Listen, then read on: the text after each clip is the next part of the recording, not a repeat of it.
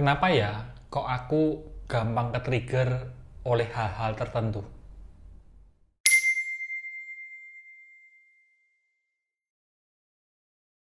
Ketemu lagi dengan saya, Aji Santoso Putro. Selamat datang di Nguda Rasa.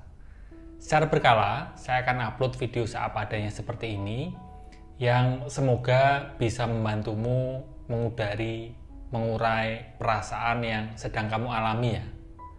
Seperti biasanya, video ini sengaja bikinnya seapa adanya. Mentah, nggak di ruang kedap suara. Jadi ya selain suara saya dan background musik tipis-tipis, mungkin loh kamu akan dengar suara-suara di sekitar tempat saya rekaman. Kadang, atau bahkan cukup sering ya, yang terjadi di hidup saya itu nggak selalu sesuai keinginan saya. Kalau kamu gimana? Ya ada sih kejadian yang nggak sesuai keinginan dan ya berlalu begitu saja gitu. Jadi tidak terlalu melukai batin saya. Contohnya gini, sesimpel saya pengen pergi di suatu sore gitu. Pengennya kan cuaca cerah nggak hujan. Tapi kok ya waktu itu langsung hujan makbres ya, hujan deras sekali. Jadinya saya mesti mengurungkan niat saya untuk pergi. Ya kejadian itu mungkin kejadian yang simpel, nggak sesuai keinginan saya, tapi saya ya udah gitu, ya wis gitu. Tapi ada juga yang kejadian nggak sesuai keinginan saya dan rasanya itu kayak kenyataan hidup itu memukul keras kepala saya gitu. Rasanya pedih ya. Batin saya kayak terkoyak-koyak ya. Atau rasanya itu leher saya dicekik begitu kencang sekali sampai saya itu sulit bernafas. Itu ada hal-hal di hidup ini yang terjadi nggak sesuai keinginan saya dan rasanya seperti itu. Atau bahkan ada beberapa hal yang terjadi di hidup saya nggak sesuai harapan saya dan bikin saya trauma.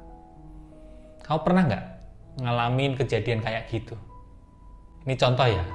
Dulu itu saya pernah di masa sangat nggak percaya diri.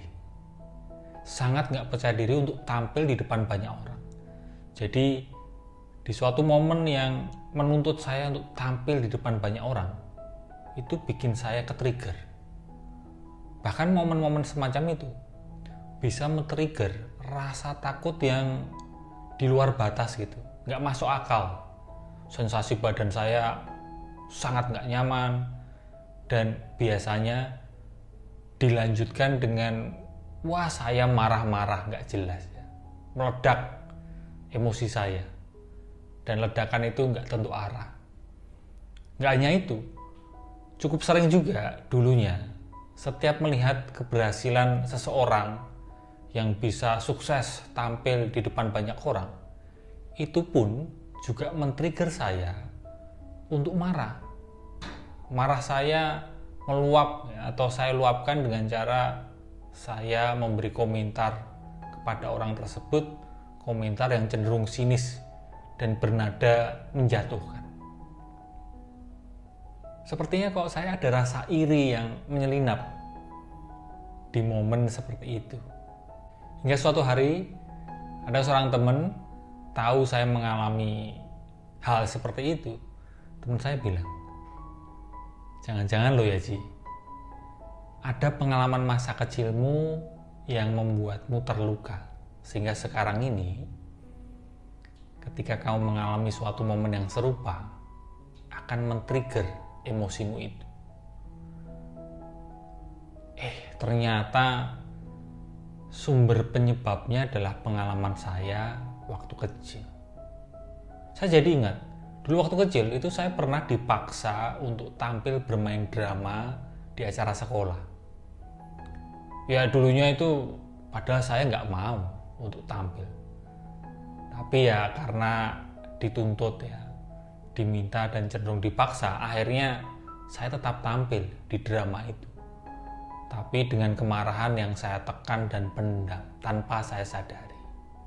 Saya juga pernah setiap kali melihat, membaca, ataupun sekadar mendengarkan cerita tentang hubungan orang tua dengan anaknya yang harmonis. Apalagi kalau cerita hubungan bapak dengan anak laki-lakinya. Wah, saya langsung merasa di dalam diri saya itu meluap-luap kemarahan gitu. Atau di saat nonton film yang bertema terkait hal itu, emosi saya pun juga bisa bergejolak gak karuan, dan biasanya terus berujung dengan menangis. Setelah saya renung-renungkan, ternyata kemungkinan sumber penyebabnya adalah ya, sejak kecil hubungan saya dengan bapak tidak sebaik hubungan anak bapak sewajarnya. Sebenarnya saya itu sedih, tapi ekspresi keluarnya ketika saya melihat, membaca, mendengar orang lain punya hubungan yang harmonis dengan antara orang tua dengan anaknya, yang keluar ekspresi saya adalah marah. Kenapa? Karena daripada mengakui sedih, ya, mengakui diri kita sedih, itu kan butuh keberanian dan kerendah hatian ya. Saya ya lebih memilih marah daripada mengakui diri saya sedih. Mungkin itu untuk lebih melindungi ego saya. Jadi pelajaran yang saya dapatkan adalah yang memicu, men-trigger emosi saya bergejolak, ternyata di situ pula lah letak trauma saya yang masih jauh dari pulih. Mungkin gitu juga ya yang kamu alami. Kenapa kamu gampang ke-trigger oleh hal-hal tertentu? Barangkali apa yang bikin kamu gampang ke-trigger, bikin emosimu bergejolak nggak karuan, bisa jadi di situ pula lah letak luka batinmu yang masih jauh dari pulih. Sekian Muda Rasa kali ini. Kalau video ini berguna untukmu, silahkan share ke teman atau keluargamu ya, yang siapa tahu juga membutuhkannya. Mau subscribe, mau nanya-nanya dan cerita-cerita di komen, boleh banget loh ya. Terima kasih, semoga kita semua bisa menerima kenyataan seapa adanya ya.